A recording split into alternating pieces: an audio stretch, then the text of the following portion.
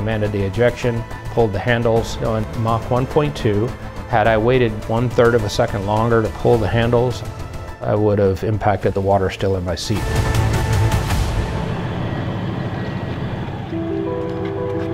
My name is Brian Udell. I'm currently an airline captain with Southwest Airlines. Flying is just in our family. My great uncle was a pilot in World War II.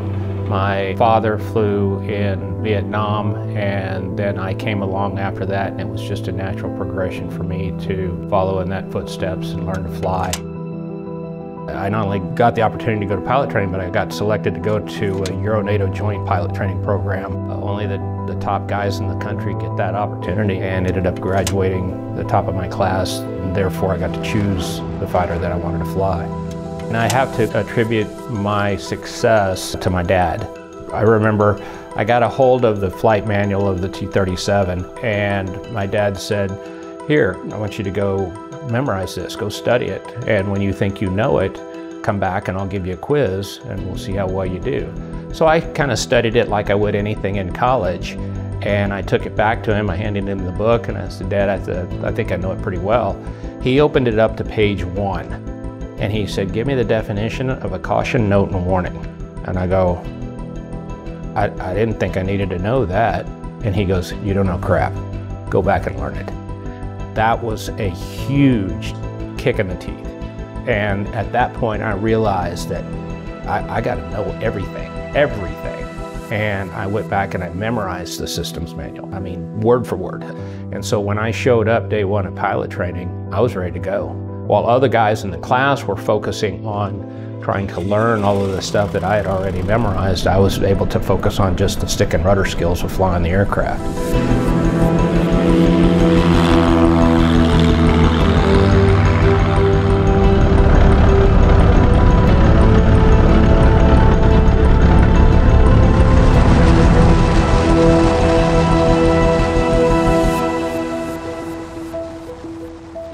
The accident occurred April 18th of 1995. We were going to do 2v2, 2 aircraft versus 2 aircraft, and we're going to do intercepts at night so that we could train like we fight. We stepped to the airplane, except we have a systems page on one of our displays. The central computer didn't pass one of its tests. We called maintenance on the radio, so they said, "Turn it off, turn it back on." We get it working, we taxi down, we meet up with the other 3 aircraft, and we launch. And we actually flew down to about 150 miles offshore. So there's about 100+ miles of separation between us when we start these engagements. 45 minutes at this point. I have my wingman in fingertip formation. They're about 3 feet off of my wing. And that's designed to present one contact on the other people's radars until we get to a predetermined range when the radar we know is good enough to be able to sort 2 contacts and see that there's 2 contacts side by side. So at that point, now we're going to split apart. We're going to give them a different picture. My wingman went to a 90-degree left-hand turn, dropped down to a lower altitude for about 30 seconds, and then tried to sneak in undetected. We went into a right-hand turn, about 60 degrees of bank. That turn right there would have trashed the first missile. The missile wouldn't have been able to keep up. But about 100 degrees through this turn, my father, he said, "Always trust your instruments, but always listen to the airplane." What I was seeing in that heads-up display glass in front of me, I was seeing 24,000 feet, a 60-degree right-hand turn at about 400 knots, just flying at level across the horizon. But what I'm hearing is this airplane's getting fast. I was hearing wind rushing over the canopy. Started talking with my Wizzo, and I said, "You know, Dennis, what's going on?" He said, "I don't know." I said, "What is our attitude?" And he said, "I don't know, but we need to recover." And I said, "I'm trying." I thumbed back on a switch on my stick, which brings up an attitude direction indicator. That instrument gives us similar information in a different format as the heads-up display does. This had us in a 60-degree right-hand turn. This had us pointed straight at the water. I've got no visual cues. It's pitch black night, no moon, no stars, no discernible horizon out over the ocean. I've got two instruments telling me two different things of what this aircraft's attitude is in. Which one is telling us the correct information, and do we want to bet our life on it? We hit 10,000 feet on Mach 1.2, and we were 80 degrees nose low inverted, so almost pure vertical. And I said, we got to get out. I commanded the ejection, pulled the handles, and I pulled the handles at 6,000 feet. The canopy went off at about 4,500 feet. Dennis flew out about 3,000 feet. I left the cockpit at about 1,500 feet, and I got my chute roughly 500 feet above the water. Had I waited 1/3 of a second longer to pull the handles, I would have impacted the water still in my seat. From the time we started the maneuver at 24,000 feet, when I realized that we had a problem, we were at 17,000 feet. From 17,000 feet to 10,000 feet is when I'm doing all of this. The entire time that I had to work this problem was a total of 5 seconds. And I distinctly remember at pitch black night, just as soon as I saw the canopy start to depart, just massive wind blast. After the ejection, what this is actually the actual catapult tube that's in the back of the ejection seat that I ejected from, that they recovered from the bottom of the ocean, and a nice little inscription down there that says Captain Brian Udell, Noodle was my call sign. And April 18th, 1995, I had to jump out going Mach 1.2 at sea level, which was over 800 miles an hour.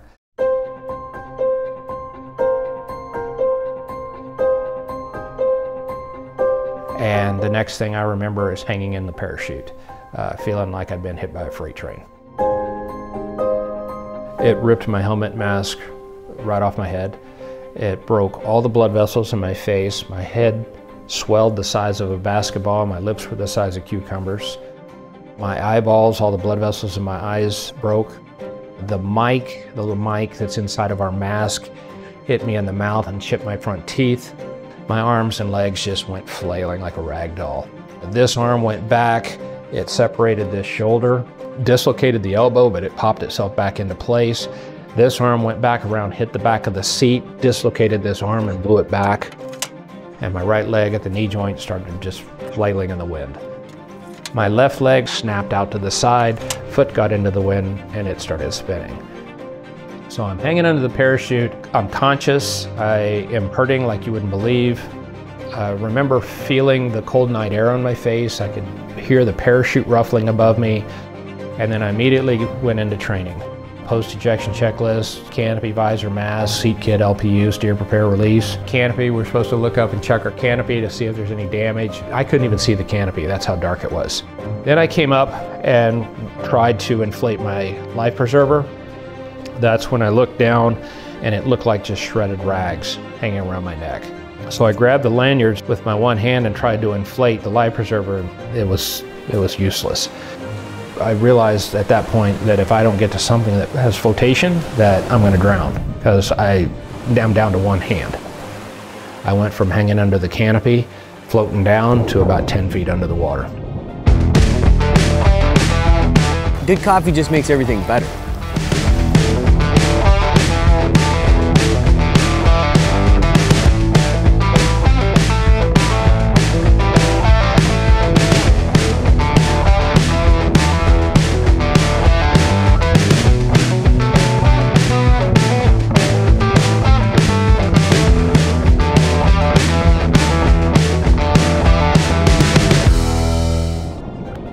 Having a hold of that inflated raft pulled me back up to the surface, otherwise I would have died. Bang, bang, sounded like two 410 gauge shells going off on either side of my head. The risers blew away and I came to rest still holding on to the raft. I went to try to kick my legs to get into the raft, and when I did, that's when I realized the top half of my legs were going one way and the bottom half were going the other. I'm in 5-foot seas, the water temperature's in the mid-50s, I've got one functioning arm, I'm hanging on the side of this raft, I can't get in, and I immediately think, this is not a good situation.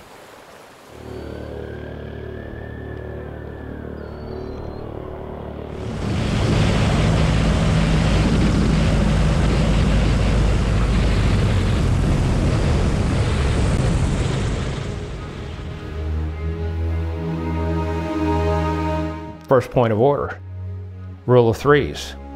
What's my will to survive? I didn't want to die that night. I wanted to get home. My wife was 4 months pregnant with our first child. Next, get out of this water. If I go unconscious, I'll drown. If I stay in this water too long, I'll die of hypothermia. And if I don't get in this raft, I'm not making it. I've tried several times to get in. I can't get in, I can't get in. The adrenaline's kind of wearing off. I'm running out of energy. And at that point, I thought, you know, I'm gonna die. And it's at that point where I stopped and I just started praying. I said, God, I can't die tonight. I said, I gotta get home. I got a wife I gotta see, and I gotta see my son be born. So I tried one more time, and I just grabbed that raft and I just shoved it down in between my legs like that, and I rode the wave up. When I crested the wave and got down the back side of the wave, my body weight and gravity allowed me to just flip myself right in. Then from that point, I was able to scooch myself into the raft properly and get situated.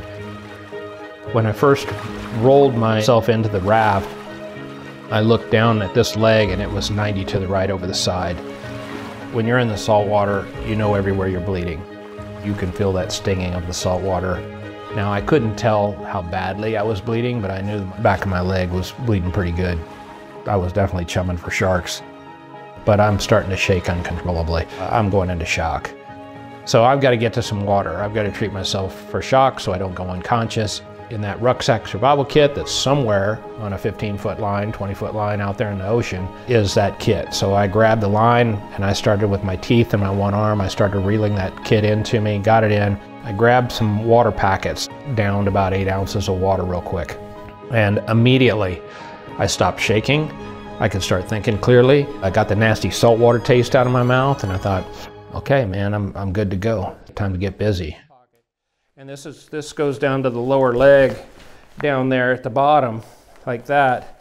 When I was in the water and I was going into shock, this arm was useless, but this one still worked. And I opened the zipper to try to retrieve a water bottle, and the water bottle had been blown right through the bottom of the pocket. That's how much force there was during the ejection sequence. So the life support guys thought it was kind of funny, you know, because I like to jump out of a high-speed airplane, that they were going to reinforce this.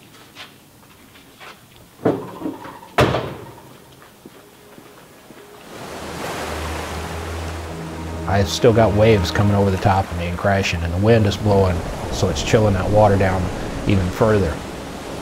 This raft comes in 3 components. The main donut ring that partially inflates upon activation, the floor has to be inflated, and the inflatable pup tent that pops up over the top of you. Finally, I was able to grab the inflation tube for the main donut ring that partially inflates. I wanted to finish inflating that. Now what do? The flashlight that was on my harness was blown off in the wind blast during the ejection. So I am literally in a black raft at night in the middle of the ocean, can't see my hand in front of my face.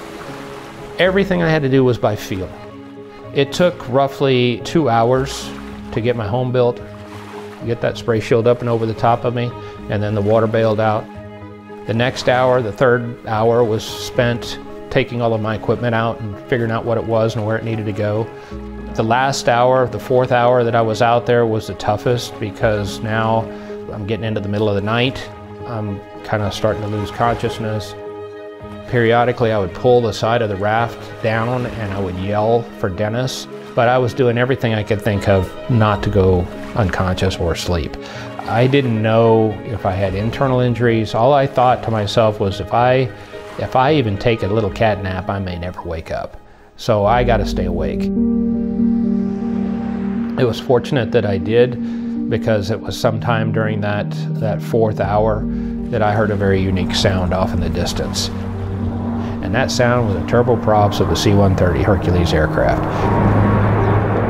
Off in the distance, I could see the faintness of a searchlight off of a helicopter, and I could vaguely hear the whop of the rotor. And I thought, oh my gosh, they're serious about getting me out of here tonight. And now I got to do my part, because I am a dot. I'm a dot in a big pond. If I don't figure out some way to make contact with them, the chance of them just tracking over me, pretty slim. Daytime in the open ocean, calm seas, sun angle just right, there's like a 74% chance that they can find you. At night, that drops to about 0. I turned my radio on. I started transmitting Sword 9-3, Mayday. No response. Are they not up? Does my radio not work? I'm starting to get these mental images of now what? I don't have a flare, I'm down to this radio. Tried several more times. And then bingo, the pilot of the C-130 answered back. Roger, good copy. That was incredible, because now they know I'm alive.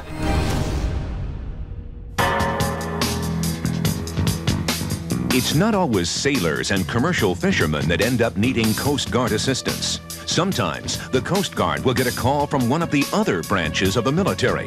And when it does happen, the case is usually very serious. We received a call at 10:30 at night from Seymour Johnson Air Force Base saying that they thought they may have lost a F-15 out over the Atlantic Ocean off the coast of North Carolina. We responded by launching a Coast Guard helicopter from Air Station Elizabeth City and also a large fixed-wing aircraft, the C-130 Hercules. Turn your lights out forward. Right there, you got your front light on me. Got him, we got him. Okay. They hit me with their night sign. They said, "We've got you." And I said, "You got me." And swimmers are ready. And begin the hoist. Beginning hoist. Swimmers going out, cabin door. I'll never forget the picture of that rescue swimmer. His name's Jim Peterson.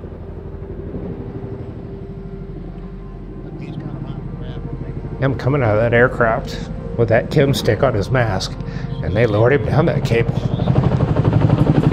That was cool. Something you never forget. He introduces himself and he says, "I'm Coast Guard rescue swimmer Jim Peterson, and I'm here to rescue." I said, "I'm Air Force Captain Brian Udell, and I'm here to be rescued. Let's get the out of here." I think I was ready for pickup with T. Yeah, it looked like I'm ready for pickup. And here it is almost 30 years later, and we still keep in touch every year.